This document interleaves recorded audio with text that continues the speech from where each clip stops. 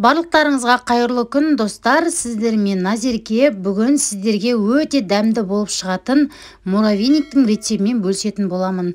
Үй жағдайында торт секілді жасап көріңіздер.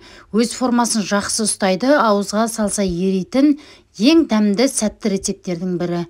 Міндетті түрде видеоны соңына дейін қарап, пікір жазып, өз ойларыңызды қалдыруды ұмытпаңыздар. Ең алдымен қамырын дайындап аламыз. Ол үшін таза ыдысымызға жұмыртқамызды жарып саламыз. Мен осы кезде 3 штук жұмыртқа пайдаландым. Оның үстіне қантымызды саламыз. Барлығының грамын описанияға толықтай жазып кеттім.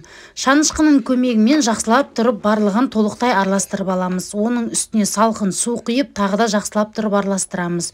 Сұйық майымызды құямыз. Тағы да шанышқының көмегімен толықтай жақсылап тұрып араластырып алыңыздар.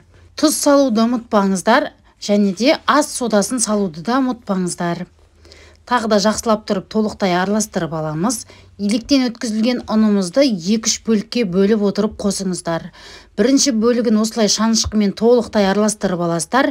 Екінші бөлігінде дәл солай жасап, толықтай жұмсақ етіп қамыр илеп шығамыз.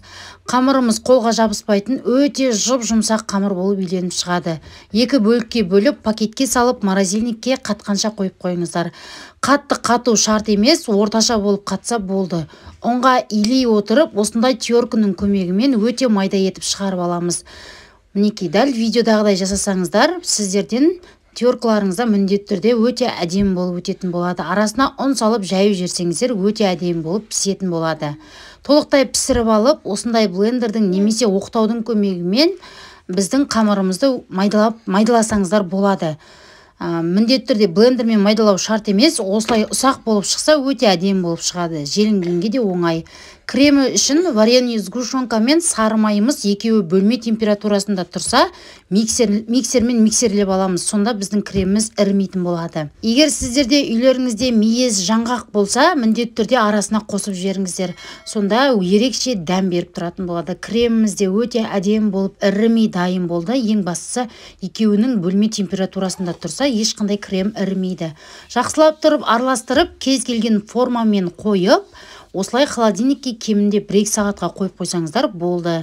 Мен бетіне шоколад пен сахарный пудраны септім. Әркімнің өзінің қалауы, осылай форма жасасаңыздар да болады, не болмаса кесеге салып қойсаңыздар да болады. Ең бастысы дәмі барлығы бірдей болып шығады. Өте дәмді, шын мәнісінде ауызға салса еритін муравейник дайын болып шығады. Міндетті түрде жасап көріңіздер достар, сіздерге ұнайды деген ойдамын. Егер сіздерге видео пайдалы болса, каналыма жазылып қойыңыздар. Сіздермен болған Назерке.